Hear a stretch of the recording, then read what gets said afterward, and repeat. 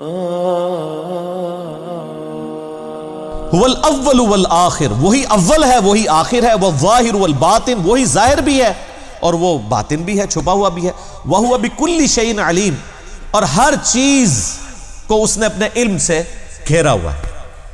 یہ قرآن حکیم کی مشکل ترین آیات میں سے، اور اسی سے ڈیویٹ ہو کے صوفیاء کے ہاں وحدت الوجود کا عقیدہ بھی آیا۔ وہ کہتے ہیں جی اول بھی اللہ، آخر بھی اللہ، اور بیچ میں ظاہر اور باطن اللہ ہی اللہ، تو وہ کہتے ہیں ہر چیز اللہ ہی اللہ۔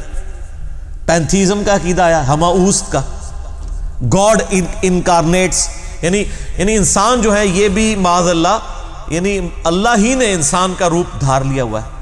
یہ پینتھیزم کا عقیدہ جو ہندوؤں کے ہاں پایا جاتا ہے، اگرچہ صوفیاء نے اس کو تھوڑا سا ماڈرن کرنے کی کوشش کی۔ انہوں نے کہا جی وحدت الوجود کی ہم یعنی ہر زمانے میں خیر لادہ ڈیفینیشن کرتے رہے ہیں، ظاہر ہے کہ جو چیز قرآن و سنت سے ہٹ کے بنائی جائے تو وہ جب اس کے اوپر علمی اعتراضات ہوتے ہیں تو ہر آ کے اپنا اس خاکے میں رنگ بھرتا ہے۔ حتیٰ کہ اس کی ایپیکس ہمارے دور کے اندر ایک بہت بڑے یعنی قرآن حکیم کے اسکالر، میں سمجھتا ہوں قرآن حکیم کی جن لوگوں نے بہت بڑے پیمانے کے اوپر خدمت کی ہے انٹرنیشنل لیول کے اوپر، اور صرف اس دور کے اندر نہیں پوری اسلامک ہسٹری میں، اس میں top of the list Maulana Maududi رحمہ اللہ تعالیٰ، اور ان کے اسٹوڈنٹ جو ہیں وہ ڈاکٹر اسرار صاحب رحمہ اللہ تعالیٰ، یعنی جو میرے استادوں میں سے ہیں۔ انہوں نے وحدت الوجود کے حوالے سے پوری ڈسکشن کی، اور انہوں نے کہا کہ جی میں نے جب ان سے ملاقات کے لیے 2008 میں حاضر ہوا، میں نے کہا سر یہ آپ نے وحدت الوجود کا آپ کو پتہ نہیں ہے؟ تو انہوں نے کہا جی میں صوفیاء والا وحدت الوجود نہیں مانتا، میرا وحدت الوجود یہ ہے کہ تمام کائنات کا خالق ایک ہی اللہ ہے، باقی ساری چیزیں اس کی وجہ سے قائم ہیں۔ تو میں نے کہا یہ تو عقیدہ شروع سے ہے، اس میں کون سا آپ نے کوئی نئی انوینشن کر دی ہے؟ تو اس کو وحدت الوجود کا نام تو نہ آپ دیں، اس کو آپ یعنی توحید کا نام دے دیں، کچھ اور نام دے دیں، لیکن وحدت الوجود سے تو سیدھے سے وحدت الوجود کا آپ ذرا ٹرانسلیشن ہی کر لیں کہ وجود ایک ہی ہے۔ تو پھر سر ہم کیا ہیں؟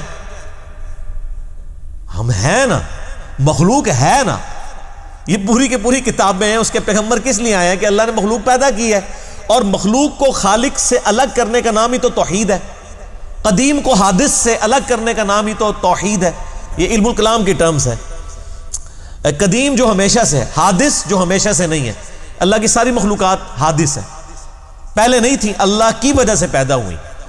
تو جب تک آپ قدیم اور حادث کا فرق نہیں کریں گے توحید کیسے سمجھ آئے گی؟ اگر آپ وحدت الوجود ہی کہہ دیں گے کہ وجود ہے ہی ایک ہے تو باقی سب کی نفی ہو جائے گی۔ تو وہ پھر اس لیے ہک ہے جڑا ڈھوں کی ہک آکے وہ کافر و مشرک ہے۔ اور یہی تصوف وہ یعنی پرانے صوفیاء کے اندر محی الدین ابن عربی نے یعنی سب سے پہلے اس کو زیادہ پروموٹ کیا، اور اس کے بعد ہمارے یہاں پہ ان کی جو جائز اولادیں ہیں بریلوی اور دیوبندی علماء، اور ان کے جو مشترکہ دادا ابو ہیں امداد اللہ مہاجر مکی، سب سے زیادہ فتنہ اس نے سب کانٹیننٹ کے اندر وحدت الوجود کے حوالے سے کھڑا کیا۔ لیکن اللہ کا فضل ہے آپ لوگ پڑھ لکھ گئے ہیں، ان لوگوں کو تو کوئی پوچھتا تک نہیں ہے، ان کی یعنی آپ سمجھیں علمی میتیں لے کے مدرسوں میں لوگ بیٹھے ہوئے ہیں۔ عام بندوں کو کیا پتہ، جب ہم نام لیتے ہیں تو مدرسوں والے خوش ہوتے ہیں، ادروائز عام مسلمان کو کیا پتا کہ امداد اللہ مہاجر مکی کون ہے، یہ محی الدین ابن عربی کون ہے؟ عام مسلمان تو وہی دیکھے گا جو قرآن و حدیث میں لکھا ہوا ہے۔ توحید تو وہ سمپل توحید ہے جو سورہ اخلاص کے اندر بیان ہوئی ہے، ٹھیک ہے۔ تو ان لوگوں نے جو دین کا جنازہ نکالا ہے تو ظاہر ہے کہ ان کا اپنا جنازہ بھی تو نکلنا تھا نا، اور اللہ کے فضل سے اسلام کی نشت ثانیہ کا آغاز ہو چکا ہے انشاءاللہ تعالی۔ هو الذی خلق السماوات والارض فی 6 ایام، وہی اللہ ہے جس نے 6 دن کے اندر زمین و آسمان کو پیدا کیا۔ ثم استوى علی العرش، اس کے بعد عرش پر متمکن ہوا جیسا کہ اس کی شان کے لائق ہے۔ یہ بھی کریٹیکل آیات میں سے، آپ یوٹیوب پہ میرا کلپ دیکھیں، اللہ کہاں ہے، ویئر از اللہ، یا آپ لکھیں استوا علی العرش کا عقیدہ، تو انشاءاللہ یہ ٹاپ پہ میرے کلپ کھلے گا جس میں میں نے ڈیٹیل سے ڈسکشن کی ہے، جس میں یعنی پاسٹ کے اندر ایک جہمیہ فرقہ گزرا ہے جو اللہ تعالیٰ کی ذات اور صفات کی تعویلات باطل کرتا تھا صفات کی، جس کی آج کل ماڈرن فارم جو ہے وہ حنفیوں کی شکل میں موجود ہے، اور دوسری طرف مجسمہ تھے جو اللہ تعالیٰ کے لیے معاذ اللہ فزیکلی کلیم کرتے تھے ایسی چیزیں جس کی ماڈرن فارم بعض سلفی علماء ہیں آج کل، بعض، میں سب کی بات نہیں کر رہا۔ تو اہل سنت کا منہج کیا ہے وہ میں نے اس میں بیان کیا ہے، امام ترمذی کے کامنٹس کی روشنی میں، امام مالک کی کامنٹس کی روشنی میں، جو حدیث کی کتابوں کے اندر موجود ہیں قرآن و حدیث کے دلائل کے ساتھ، ان کو بھی میں نے کوٹ کیا ہے۔ تو آپ وہ لکھیں اللہ کہاں ہے، تو انشاءاللہ وہ کلپ کھل کے آپ کے سامنے آ جائے گا انشاءاللہ تعالی۔ بہر اللہ تعالیٰ نے 6 دن میں، یہ 6 دن کتنے تھے، ان کی لینتھ کیا تھی، اس کی ڈیٹیل قرآن و سنت میں نہیں آئی ہے۔ قرآن حکیم میں سورہ سجدہ میں ہے کہ اللہ تعالیٰ کا ایک دن جو ہے وہ 1000 سال کا ہے، تمہارے 1000 سال کے برابر اس کا ایک دن ہے۔ تو واللہ عالم یہ لانگ پیریڈ آف ٹائم کے لیے، اور اللہ تعالیٰ 6 دن کا محتاج نہیں ہے، یہ اس کی ایک قدرت کا تقاضا ہے۔ آپ دیکھیں کہ بچہ جو ہے وہ یعنی 9 مہینے کے اندر مکمل ایک بیبی بنتا ہے، اور خرگوش کا بیبی جو ہے 1 مہینے میں بن جاتا ہے، اور ہاتھی کا بیبی جو ہے وہ 22 مہینے میں بنتا ہے، 2 سالوں میں، اور بیکٹیریا سیکنڈز میں ڈیوائیڈ ہو جاتے ہیں۔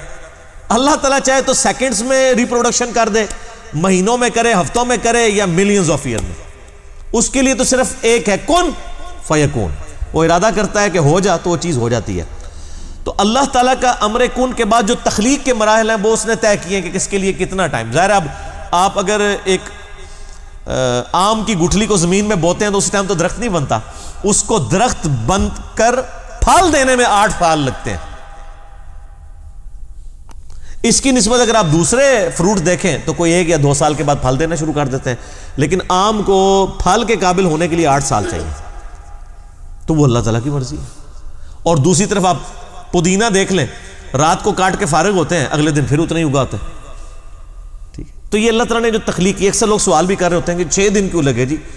تو 6 دن لگے یا 6 سیکنڈ لگے، اللہ تعالیٰ نے اپنی حکمت کے تحت یہ چیزیں، جیسے اللہ تعالیٰ نے حکمت کے تحت یہ چیز اسٹیبلش کی ہے کہ میرا پیغام پیغمبروں کے ذریعے پہنچے گا، ورنہ اللہ تعالیٰ کو پیغمبروں کا محتاج ہے کیا؟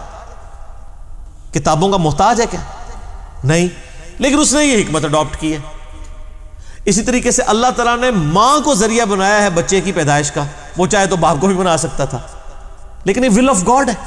یعنی یہ ایک ملحدین بھی اس طرح کے کوشچنز کرتے ہیں، تو ہر چیز کا سوال کے اینڈ پہ جواب آپ دیں گے ول آف گاڈ۔ اور اس کو سورۃ الانبیاء میں اللہ تعالیٰ فرمایا لا یسأل عما یفعل وہم یسألون، اللہ کو کوئی نہیں پوچھ سکتا کہ اس نے ایسے کیوں کیا، وہ سب کو پوچھ سکتا ہے کہ اس نے ایسے کیوں کیا، اللہ کو کوئی نہیں پوچھ سکتا، ٹھیک ہے جی۔